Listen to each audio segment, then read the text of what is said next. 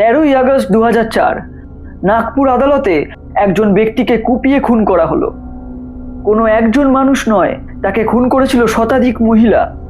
কি অপরাধ ছিল তার, কেন তাকে মারা হলো, এই সব কিছুই আজকের প্রতিবেদনে আমি তুলে ধরব।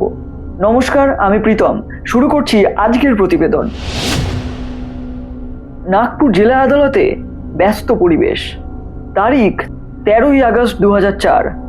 একজন কুখ্যাত গ্যাংস্টারকে পুলিশি পাহারায় আদালতে আনা হচ্ছে। সেখানে উপস্থিত শত শত নারী।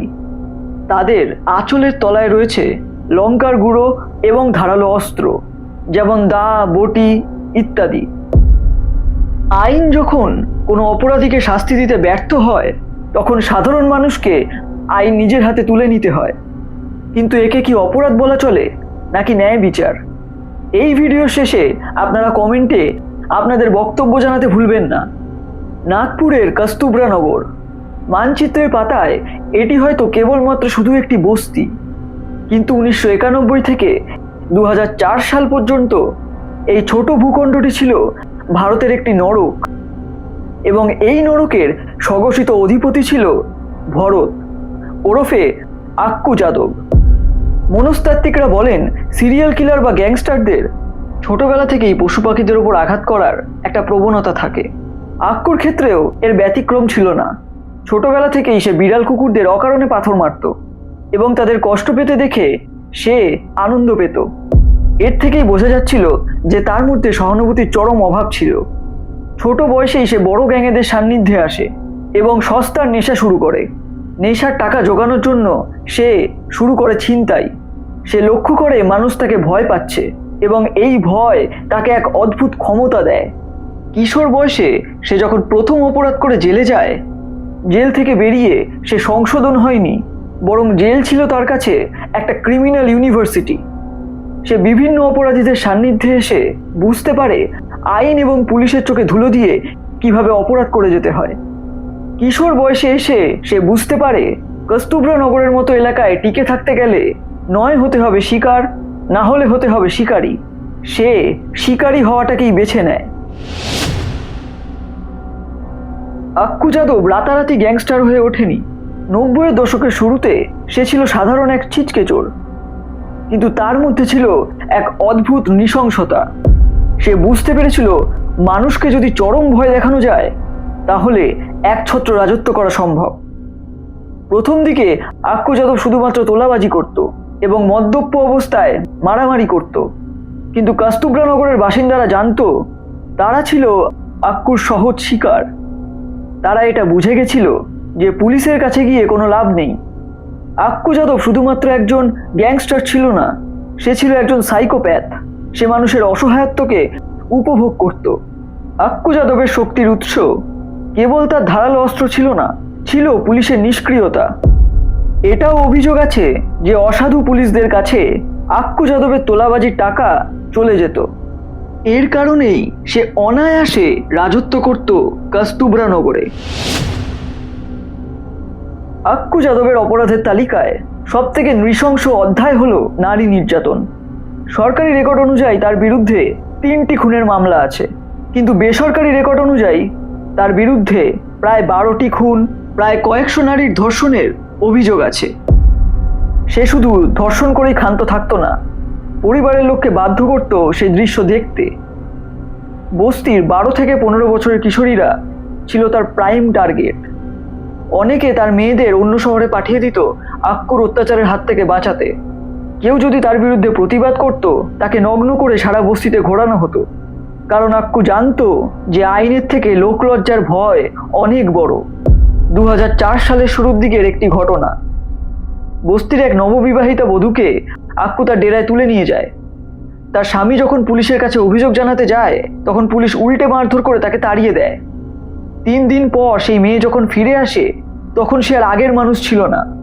তার শরীরে একাধিক সিগারেটের ছ্যাঁকা এবং ধারালো অস্ত্রের দাগ। এটা তো মাত্র একটি ঘটনা, এরকম শত শত ঘটনা আছে কস্তুরবা নগরের প্রতিটি ইটে। আক্কু যাদব নিজেকে অজেয় মনে করতে শুরু করেছিল। সে ভেবেছিল আইন তার পকেটে এবং মানুষ তার পায়ের নিচে, কিন্তু সে জানতো না আগ্নেয়গিরি যখন শান্ত থাকে, তখন তার লাভা ভিতরে জমতে থাকে। যমরাজ যখন কারোর দরজায় কড়া নাড়ে, সে কিন্তু রাজ পোশাকে আসে না। আক্কুর ক্ষেত্রে এই যমরাজ ছিল একদল নারী, যাদের পিঠ দেওয়ালে ঠেকে গিয়েছিল। ভরত ওরফে আক্কু যাদব কোনো অভিজাত অপরাধী পরিবারে জন্মগ্রহণ করেনি। সে অত্যন্ত দরিদ্র একটি পরিবারে জন্মগ্রহণ করেছিল। 1970 দশকে নাগপুরের এক বস্তিতে তার বেড়ে ওঠা। কিন্তু আর 5টা সাধারণ মানুষের মতো তার শৈশব ছিল না। তার পরিবার ছিল দিনমজুর শ্রেণীর এবং ছোটবেলা থেকেই আক্কু ছিল অবাধ্য। সে পড়াশোনায় অত্যন্ত দুর্বল ছিল এবং স্কুল পালানো ছিল তার নিত্যদিনের কাজ। ক্লাস 7 অবধি পড়াশোনা করে সে পড়াশোনা ছেড়ে দেয়। 2004 সালের জুলাই মাস। নাগপুরে তখন বর্ষা। আক্কু যাদব তখন রাজনৈতিক নির্বাচনে এক নেতার সংস্পর্শে আসার চেষ্টা করছে। তার আস্পর্ধা এতটাই বেড়ে গিয়েছিল যে বস্তির মেয়েদের সে দিনের আলোয় শ্লীলতাহানি করতে শুরু করে। আক্কু যাদব ভুলে গিয়েছিল যে সব যুদ্ধের এক সেনাপতি থাকে। এক্ষেত্রে সেনাপতি হয়ে ওঠে উষা নারায়ণী নামে এক মহিলা। আক্কু যখন তার প্রতিবেশীর উপর আক্রমণ করে, তখন উষা আর চুপ থাকেনি। সে প্রথমবার থানায় গিয়ে বড় কর্মকর্তার সামনে গিয়ে দাবি করে ন্যায় বিচারের। উষার এই সাহস বস্তির অন্য মহিলাদের মধ্যে সংক্রামক হয়ে ওঠে। রাতের গভীরে যখন বস্তির অন্য পুরুষেরা ঘুমিয়ে পড়ত, মহিলারা একে অপরের ঘরে গিয়ে জমায়েত হতো। তারা বুঝে গিয়েছিল আইনি লড়াইয়ে আক্কুকে হারানো সম্ভব নয়, কারণ প্রত্যেকটি অপরাধের পর আক্কু যখন গ্রেপ্তার হতো, কয়েকদিনের মধ্যেই সে জামিন পেয়ে বেরিয়ে আসতো এবং সাক্ষীদের ওপর সে নারকীয় প্রতিশোধ নিত। এবার তারা সিদ্ধান্ত নিল আক্কুকে যখন আদালতে আনা হবে, তখন তারা আর ঘরের ঝুলঝাড়ু বা হাতা নিয়ে যাবে না। তারা নিয়ে যাবে সবজি কাটার ছুরি, পাথর এবং লঙ্কার গুঁড়ো। তারা জানতো তারা খুনি হতে যাচ্ছে, কিন্তু তারা জানতো এটা শুধু খুন নয়, এটা একটা দানব নিধন। 13ই আগস্ট 2004 দুপুর 3টে আক্কু যাদবকে পুলিশি পাহারায় আদালত কক্ষের দিকে নিয়ে যাওয়া হচ্ছে। তাকে ঘিরে আছে শত শত মানুষ। আক্কু যাদব ভেবেছিল সেদিনও হয়তো তার উকিল তাকে জামিনে মুক্ত করে দেবে। সেজন্য সেখানে ভিড়ের মধ্যে উপস্থিত এক নারীকে সে নোংরা ইশারায় গালি দেয়। এটাই ছিল তার জীবনের শেষ ভুল। সেই ভিড়ের মধ্যে উপস্থিত এক নারী তার শাড়ির আঁচল থেকে এক পুরনো জুতো বের করে আক্কুর গালে সজোরে মারে। আদালতের নিস্তব্ধতা ভেঙে যায়। পুলিশ পরিস্থিতি সামাল দেওয়ার চেষ্টা করে, কিন্তু তার মধ্যেই শত শত নারী ঘিরে ফেলেছিল আক্কু যাদবকে। পুলিশেরা বাধা দেওয়ার চেষ্টা করে, কিন্তু লাভ হয় না। মহিলারা সেদিন ছিল মরণপণ। তারা পুলিশের চোখের দিকে চোখ রেখে বলেছিল, যে কাজটা আপনাদের করার দরকার ছিল সেই কাজটা আজকে আমরা করছি, তাই সরে দাঁড়ান। সেখানে উপস্থিত ছিল 12 থেকে 13 জন পুলিশ, অথচ মহিলারা ছিল প্রায় 100 থেকে 200 জন। পুলিশের কিছুই করার ছিল না। আক্কু যাদব মাটিতে পড়ে গেল। যেই হাত দিয়ে সে এতদিন নারীদের ওপর অত্যাচার করেছে, সেই হাতই পাথর দিয়ে থেতলে দেওয়া হচ্ছিল। তার শরীরে একের পর এক সবজি কাটার ছুরি দিয়ে আঘাত করা হচ্ছিল। ময়না তদন্তের রিপোর্ট অনুযায়ী তার শরীরে প্রায় 70 থেকে 80টি ছুরির আঘাত পাওয়া যায়। তার চোখে মুখে লঙ্কার গুঁড়ো ঢেলে দেওয়া হয়, যাতে মরার সময় সে দেখতে না পায় তার যমদূতদের। মাত্র 15 মিনিটেই ভারতীয় আইন ব্যবস্থার সবথেকে বড় লিঞ্চিং বা গণপিটুনি সম্পন্ন হয়। আক্কু যাদবের নিথর দেহ পড়ে আছে আদালতের মেঝেতে। তার দেহে 70 থেকে 80টি ছুরির আঘাত। যে মানুষটি সারা জীবন নারীদের ভয় দেখিয়ে এসেছে, শেষ মুহূর্তে তার চোখেই ছিল অকল্পনীয় আতঙ্ক। আক্কু যাদব মারা গেছে, কিন্তু আসল লড়াই তো এবার শুরু। ভারতীয় আইন ব্যবস্থার সামনে তখন এক বিরাট বড় প্রশ্ন, একজনকে হত্যা করার জন্য আপনি কতজনকে শাস্তি দেবেন? আক্কু যাদবের দেহ নিথর অবস্থায় পড়ে আছে। সেখানে উপস্থিত নারীদের চোখে কোনো জল নেই, কোনো অনুশোচনা নেই, বরং আছে এক তৃপ্তি। পুলিশ যখন অপরাধীদের শনাক্ত করতে শুরু করে, তখন তাদের সামনে উপস্থিত হয় এক নজিরবিহীন পরিস্থিতি। সেদিন 5 জন মহিলাকে তাৎক্ষণিক গ্রেপ্তার করা হয়। ধীরে ধীরে এই সংখ্যা বাড়তে থাকে।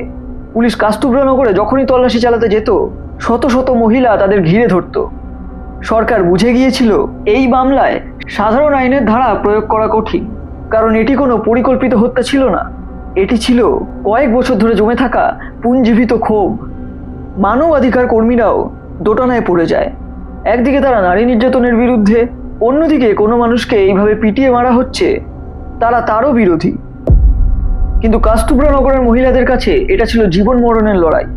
তাদের কাছে জেল আক্কু যাদবের রাজত্বের থেকে অনেক বেশি নিরাপদ।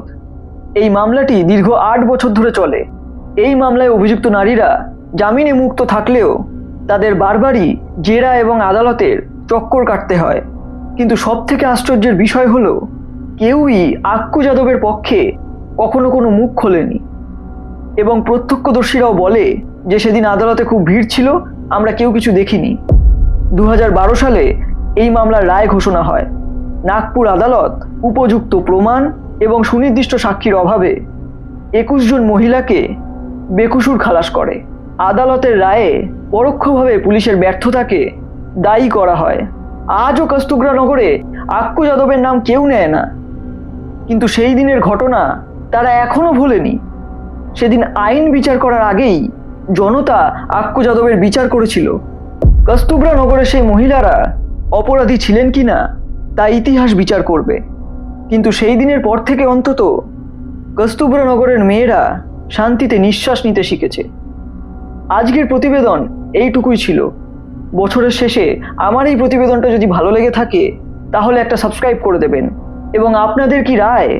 সেই মহিলারা কি সত্যিই অপরাধী, নাকি তারা ঠিক কাজ করেছে আক্কু যাদবের হাত থেকে কাস্তুভ্রানগরকে বাঁচিয়ে?